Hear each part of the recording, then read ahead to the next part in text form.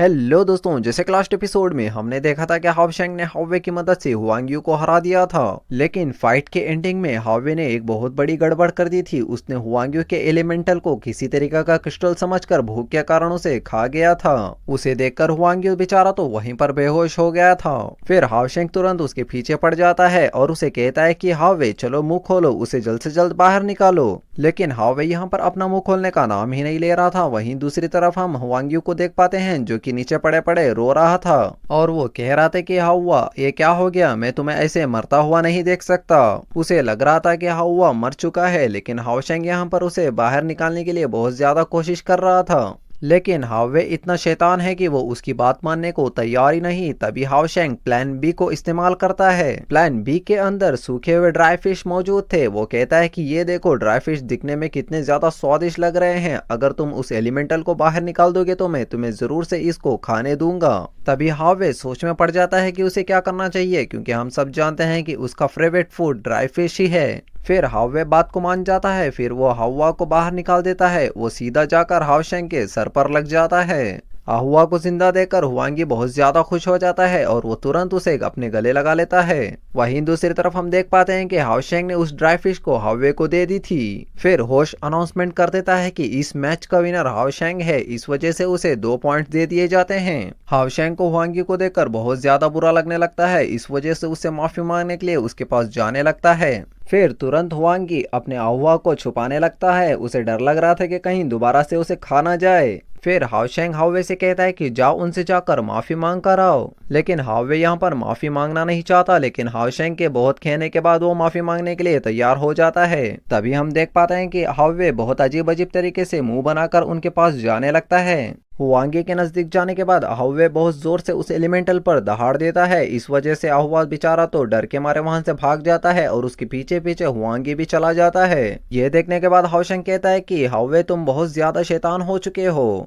तभी यहाँ से सीन शिफ्ट होकर लिनजिंग के ऊपर आ जाता है। उसकी फाइट यहाँ पर एक वॉरियर से हो रही थी, जहाँ पर लिनजिंग ने अपने सामने एक बहुत ज्यादा पावरफुल शील्ड को क्रिएट कर रखा था। उसका ओपोनेंट उस शील्ड को तोड़ने की बहुत ज्यादा कोशिश करता है, लेकिन वो शील्ड इतनी मजबूत होती है कि उससे वो टूटती ही नहीं। इसी तरीके से इस मैच का टाइम ओवर हो जाता है। तभी वहां पर होस्ट आकर कहता है कि तुम दोनों का टाइम खत्म हो चुका है और मैं इस मैच को ड्रॉ अनाउंसमेंट कर देता हूँ और मैं तुम दोनों को एक एक पॉइंट दूंगा। ये सुनकर लीजिंग बहुत ज्यादा खुश हो जाता है और वहीं दूसरी तरफ वो वॉरियर बहुत ज्यादा गिल्टी महसूस करने लगता है और वो कहने लगता है कि मैं कब से इतना ज्यादा कमजोर हो गया कि मेरे से एक शील्ड तक भी टूट नहीं पाई, मैं कब से इतना ज्यादा कमजोर हो गया। लेकिन लीजिंग यहाँ पर शर्मिंदा होने के बजाय वो फ्लेक्स मारता हुआ लड़कियों के बीच में जाकर बैठ जाता है और वो कहने लगता है कि मैं कितना ज्यादा स्ट्रांग हूँ, मेरा डिफेंस तो कोई भी तोड़ ही नहीं सकता, जो भी मुझे अपनी टीम में रखेगा वो कितनी ज्यादा खुशनसीब होगा। इन सभी बातों को सुनकर वहां पर बैठी हुई एक लड़की हंसते हुए कहती है कि तुम बहुत ज्यादा अजीब हो, असल में तुम एक म्यूजिशियन हो, इसीलिए तुम्हें अटैक करना चाहिए, लेकिन तुम तो डिफेंस कर रहे थे।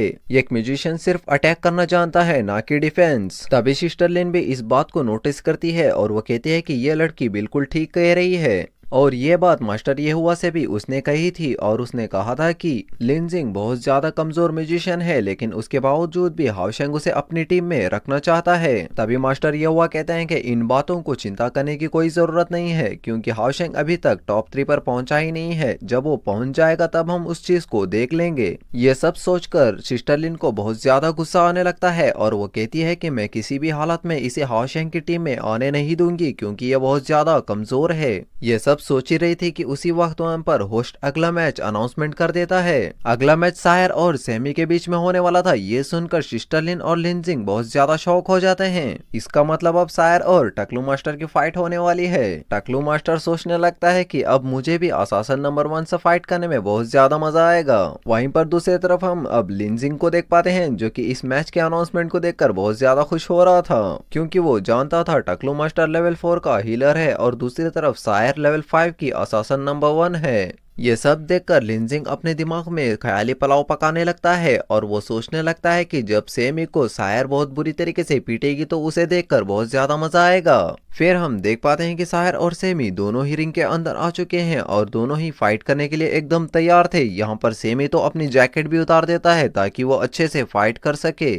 यहाँ पर सेमी इतना ज्यादा उतावला हो रहा था कि वो होश के स्टार्ट कहने से पहले ही उस पर अटैक कर देता है और वो भागते भागते अपने होली हैमर को भी बाहर निकाल लेता है। तभी हम सायर को देख पाते हैं जो एक ही जगह पर शांति से खड़ी हुई थी। वहीं पर सेमी हवा में उड़कर अपने होली हैमर से उस पर अटैक कर देता है। इस अटैक से वहां पर धुआं फैल गया था। जब धुआं हटता है तो हम देख पाते हैं कि सायर बड़े आराम से उस अटैक को डॉज कर चुकी थी। बाहर बैठी हुई ऑडियंस सायर की इतनी ज्यादा स्पीड देखकर वो बहुत ज्यादा शॉक हो गए थे, क्योंकि सायर को उस अटैक को डॉज करते हुए किसी ने भी नहीं देखा था। ये देखकर सेमी बहुत ज्यादा खुश हो जाता है और वो कहता है कि एक असासन नंबर 1 की स्पीड बिल्कुल यही होनी चाहिए और तुम्हारी स्पीड सच में काबिले तारीफ है। ये सब सुनते हुए सायर अपने छड़ी को नीचे पटक रही थी। ये देखकर लिंजिंग बहुत ज्यादा खुश हो जाता है, क्योंकि वो जानता था कि अब सायर मूव चलने वाली है। उसके इतना सोचते ही हम देख पाते हैं कि सायर अपने असासन स्पीड को एक्टिवेट कर लेती है और बहुत तेजी से सेमी के ऊपर हमला करना स्टार्ट कर देती है।